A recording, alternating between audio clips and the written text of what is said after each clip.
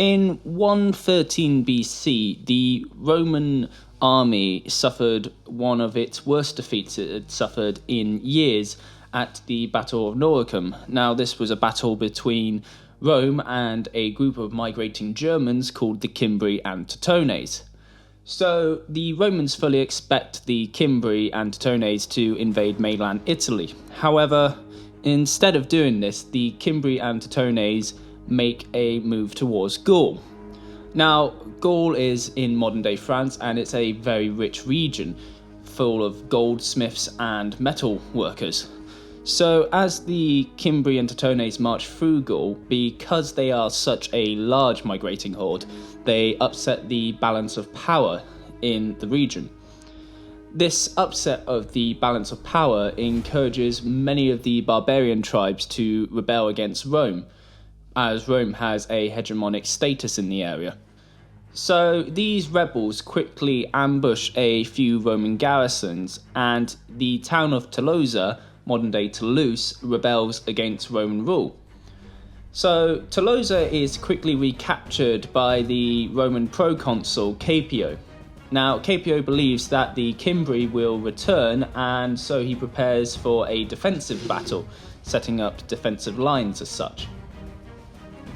Indeed, Caepio was right, as in 105 BC, the Cimbri and Teutones do indeed return. However, luckily for the Romans, there are two Roman armies in the area, ready to repel them. So, the commander of one of these armies is the before-mentioned Caepio. Now, the other commander is a guy called Maximus. Now, Maximus is a novus homo. This means new man. You see, in the Roman Republic, the Roman senatory class likes people with a long family history. They think old is good, new is bad.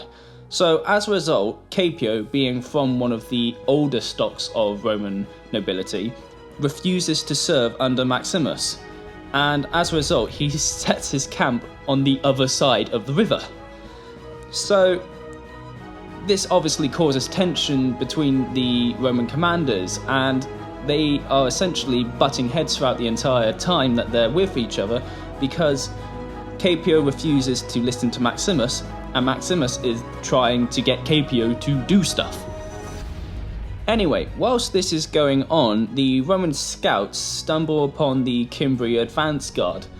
Now, a small skirmish ensues, and the Roman scouts are captured, brought before the Cimbrian kings, and executed. Not before saying that the Cimbri are going to be completely and utterly wiped out by the power of Rome. So anyway, news of this skirmish reaches the Roman camp, and Caepio responds to this by marching his entire army out of camp towards the plains of Arausio. Now, Caepio does this so quickly because he believes that Maximus, a novus homo, will take credit for defeating the Cimbri, and therefore he wants to get there first and prevent this novus homo from taking all the glory from a established family. Anyway, sufficient to say, Caepio rushes out of his camp. He doesn't really put a lot of thought into what he's doing, and as a result he charges headlong at not just the Cimbri but also the Teutones army. This, needless to say, is a bit of a daft decision, as he is severely outnumbered. And as a result, his army is completely and utterly wiped out by the Cimbri and Teutones. So, the Cimbri and Teutones have just defeated one half of the combined Roman army that is stationed at Arausio. So, full of confidence, they now turn back towards the Roman camp and, through a bloodbath, slaughter the entirety of Maximus's Roman army. So, two Roman armies have just been completely and utterly annihilated by the Cimbri and Teutones. This, needless to say, is huge, as the Romans haven't suffered a loss like this since Hannibal invaded Italy at the Battle of Cannae. And unlike the Battle of Cannae, Rome doesn't have enough manpower to replace the fallen troops. In Rome, you have to be a property owner to qualify to be in the army, and as a result, there are hardly any property owners left after this battle. So Rome is in a bit of a tricky situation. They have no replacements for their fallen comrades, and furthermore, the Cimbri and Teutones are now able to, if they want, invade mainland Italy because the Alpine passes are completely unguarded now. Luckily, again for the Romans, the Cimbri decide not to invade mainland Italy. Instead, they decide to waddle off into Spain.